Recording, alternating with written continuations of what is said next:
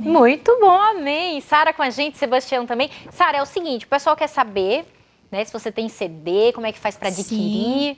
Para adquirir é só entrar no site oficial www.saraestevam.com.br. Lá tem os contatos, lá tem como adquirir o CD, também no iTunes, para quem quiser. Baixar, né? Baixar no iTunes pelo celular. Muito tudo bom. lá. E é o seguinte, eu tenho um recado aqui para você, Sebastião.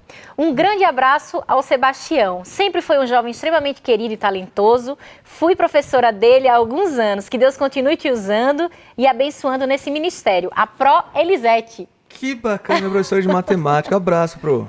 Abraço. Quantos anos aí? Ainda sei que 2 mais 2 são 4. Pelo que eu saiba. Mas fala pra gente, em que ano aí que ela foi sua professora? Eu pensei que fosse professora de música. Eu me formei, professor de matemática. Eu me formei no ensino médio em 2003. Então, 2001, 2002, 2003 foi meu professor. Um abraço para a professora Elisete que está acompanhando aqui o Conexão. Estamos de volta, você pode participar e interagir. Estamos com a presença ilustre aqui do apresentador do Bíblia Fácil, o pastor Arilton Oliveira. Você pode mandar, já temos alguns comentários aqui, pastor. E olha só, eu quero saber o seguinte, eu vou começar lendo aqui. Será que eu consigo achar agora? Vamos lá. Alguns comentários. É o seguinte, eu postei logo no início aqui, já estamos prontos, pastor Arilton está com a gente aqui já nos nossos estúdios. Mandem as suas perguntas. E a pergunta da Laura Martins é a seguinte, gostaram do Rio Grande do Sul? Explica para quem está em casa. Há 2 semanas atrás, nós estivemos lá com a caravana Novo Tempo, né, pastor? É verdade, lá em Porto Alegre. Lá em Porto Alegre. O Expo Inter, né? Isso. Expo Inter. Olha, um abraço, querido, aos gaúchos, viu? Fomos muito bem recebidos lá em Porto Alegre. Foi uma festa muito bonita. Louvado seja Deus pela disposição dessa igreja. Um abraço ao pastor Moisés Matos, que estava aí ajudando na organização do evento. E um abraço a todos os gaúchos. Muito obrigado pelo carinho que vocês nos receberam aí. Pois é, e nesse último final de semana tivemos uma outra caravana Novo Tempo, no Imperatriz do Maranhão. Um abraço para você também que nos recebeu com muito carinho. Nós não pudemos estar lá, né, pastor? Mas tivemos a Glaucia esteve, o pastor Lanza, o pastor Toninho. Então, um abraço para você aí. Espero que no próximo ano nós possamos estar lá, juntos, né, pastor? Né? É verdade. Agora, pastor, é o seguinte. A pergunta é da Rosemary Oliveira. Como que você se prepara, pastor, para responder as perguntas, já que você não sabe, não tem um roteiro, né? As dúvidas vão surgir ali na hora. Como que você se prepara? As primeiras temporadas do Bíblia Fácil foram temas gerais da Bíblia. E a partir dessa segunda, a gente começou a focar mais num livro. Uhum. Mas o preparo que a gente tem que fazer é definir a temática do programa. A gente tem que procurar o maior número de textos possíveis sobre aquele tema.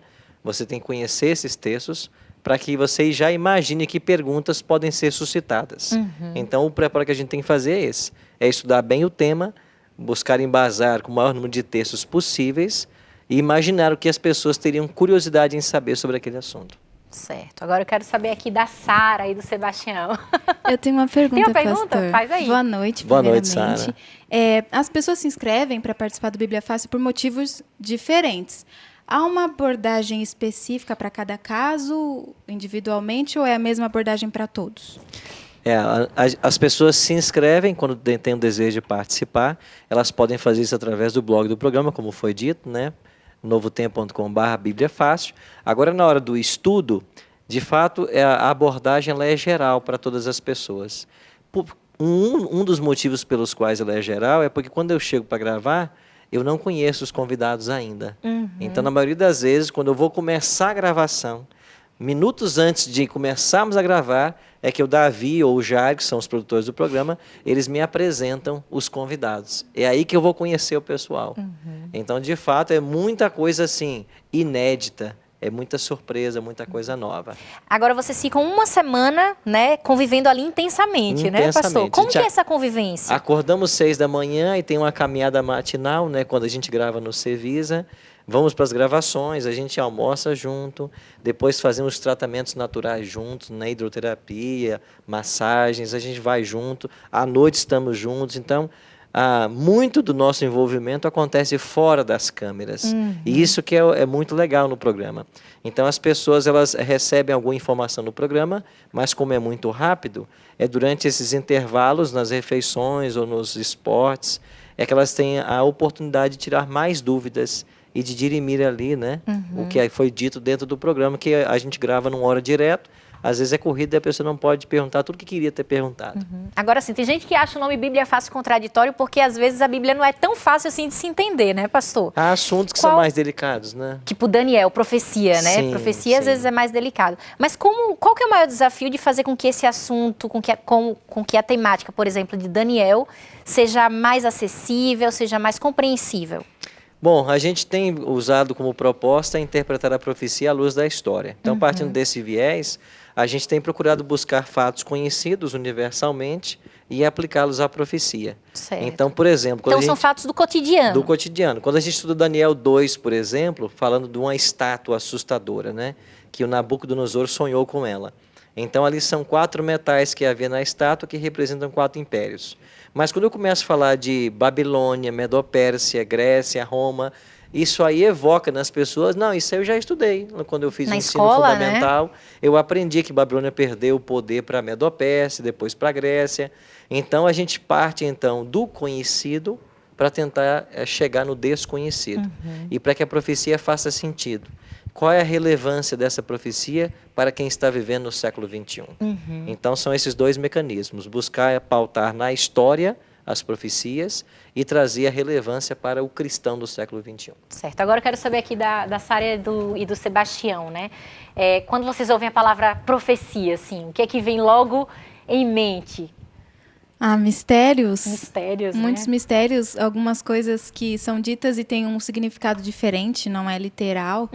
Então é um tema um pouco difícil, assim. Tem gente que tem até um certo receio, um medinho, né, Sebastião? Profecia, para mim, é uma coisa assim muito bacana e é um símbolo da genialidade de Deus. Porque tem muita gente que pergunta, mas por que nesse livro tem um monte de símbolos e imagens e objetos que a gente não consegue... Por que Deus não colocou numa... Igual as parábolas de Jesus, tão fácil, mas... Deus é tão sábio que aquelas coisas tinham que estar codificadas... Naquele contexto, né? Para serem descodificadas no nosso tempo. Se elas estivessem todas claras, de repente elas não chegariam para a gente íntegras até hoje. Então, isso é até uma prova de como a Bíblia é fiel e verdadeira. Porque se alguém quisesse destruir a Bíblia ou mudar a Bíblia, não entenderia isso na época para mudar isso. A mensagem de Deus chega até nós hoje. E através das profecias, como o pastor estava falando, que a gente encontra a história batendo certinho com as coisas da Bíblia, escrito lá atrás, antes de acontecer, que impressionam muitas pessoas hoje que antes não acreditavam na Bíblia e em Deus e hoje falam, puxa, isso aqui é verdade. Então é muito, muito interessante isso. Agora, de repente, quem ligou agora a TV Novo Tempo estava zapeando e encontrou a Novo Tempo, né? Pastor, o que é profecia, né? A gente precisa, de repente, ter alguém que nunca ouviu falar exatamente do que se trata. O que é profecia? A profecia é um discurso do profeta, né? Agora, o profeta ele é mal compreendido. A palavra profeta, na sua etimologia bíblica, não significa sempre aquele que vai profetizar, que vai predizer o futuro. O profeta significa o porta-voz de Deus. E eu posso ser um porta-voz de Deus trazendo uma mensagem atual ou até do passado. E não necessariamente de um evento que não aconteceu ainda. Certo. Então você tem profetas da Bíblia que nunca fizeram profecias do futuro. Mas pelo fato de trazer a mensagem de Deus para o tempo que ele estava vivendo, para um povo específico, ele foi o porta-voz, então ele foi um profeta. Então a profecia, ela tem um aspecto interessante que ela procura nos mostrar que Deus é o Senhor da história. E ao revelar tudo o que aconteceria nos séculos vindouros, a profecia é um selo de que Deus está no controle da história. Por exemplo, se eu pegar uma profecia de Daniel, capítulo 7, por exemplo, sobre 4 animais ali, estranhos, né, que sobem do mar. Esses 4 animais estão em paralelo com os 4 metais da estátua e representam Babilônia, Medopérsia, Grécia e Roma. Mas quando fala do 4º animal, que o Daniel 7 chama de terrível e espantoso, diz que ele tinha 10 chifres. E aí esses 10 chifres na profecia também são 10 reis. Aí quando você vai para a história e pega um historiador secular, por exemplo, vamos mencionar aqui um britânico chamado Edward Gibbon. Esse historiador, ele diz claramente na obra que ele escreveu sobre a história do declínio que era do Império Romano, que Roma foi minada em suas bases por 10 tribos bárbaras. Então veja como a profecia é exata. E um historiador secular que nada tem a ver com Bíblia. Com profecia, Ele né? está dizendo exatamente o que a Bíblia predisse há pelo menos 700, 800 anos no passado. Então a profecia é um selo de que Deus é o Senhor da história e está conduzindo a história para o benefício do seu povo. Agora, por que será que algumas pessoas têm uma certa resistência, um medo de profecias? Por causa dos falsos profetas. Por falta de conhecimento também, né? Também. Então eles... Mas por que não se interessam em conhecer? Porque quando se fala hoje em profecia, todo mundo lembra de quem? Lembra de Nostradamus, lembra dos maias que profetizaram que o mundo acabaria, ou pelo menos o calendário deles terminaria em 2012. Então o conceito, a gente começa a evocar personagens que de fato não foram homens usados por Deus, não eram profetas no sentido da palavra. Isso leva a descrédito à profecia. Com isso se perde o interesse. Então as pessoas perdem um pouco o interesse em estudar. Mas quem estuda a profecia na Bíblia, principalmente Daniel e Apocalipse, ele se impressiona como Deus pôde descrever detalhes da história séculos e milênios antes que isso acontecesse. Agora, vocês acham que os jovens se interessam por profecias? Eles querem compreender, eles estudam? Como que você avalia, Sara? Depende do jovem. Muitos se interessam, mas eu tenho alguns amigos que falam, eu passo por Daniel, mas eu leio, não entendo, então eu deixo de lado. Então, muitos não estudam por falta de compreensão, de buscar a compreensão da profecia. Olha, eu acho que o jovem, em geral, hoje, não se interessa muito. Mas aqui vai um recado para todo mundo. Tenta, porque eu vou repetir, tem muita gente que começa a dar crédito para a Bíblia através das profecias. É muito interessante como você vê as coisas que já aconteceram, foram escritas antes de acontecerem e bate certinho, data com data, evento com evento. É impressionante. Então, acho que assim, a gente não tem muito a iniciativa nessa sociedade em que tudo é descartável, tudo está pronto para você. Muito rápido, né? A gente precisa buscar, pesquisar, mas quando você começa a entender os detalhes, não é assim tão difícil. Precisa começar a buscar. Por exemplo, tem o programa que a gente está comentando hoje, que está desvendando tudo, ensinando passo a passo. É maravilhoso. Então, tenta começar a acompanhar, começar a buscar. Olha, um pouquinho que você entender, você vai se impressionar. Certo. Agora, a Sara também falou uma coisa que às vezes por falta de compreensão, né? E tá aí a importância de você estudar a Bíblia em grupo, né, pastor? É verdade. Ludo, se eu partilhar um verso aqui com os amigos, Amós capítulo 3, verso 7, o profeta diz assim: certamente o Senhor Deus não fará coisa alguma sem primeiro revelar o seu segredo aos seus servos, os profetas. Se o nosso amigo telespectador entendesse que Deus revela os seus segredos através da profecia, através dos profetas, eu pergunto para você, quem hoje não tem interesse em saber para onde caminha a história da humanidade? Da humanidade, é verdade. Quem hoje não se interessaria em saber como vai terminar a história política, econômica e social do nosso planeta? Que eventos vão ter lugar daqui para frente na história humana?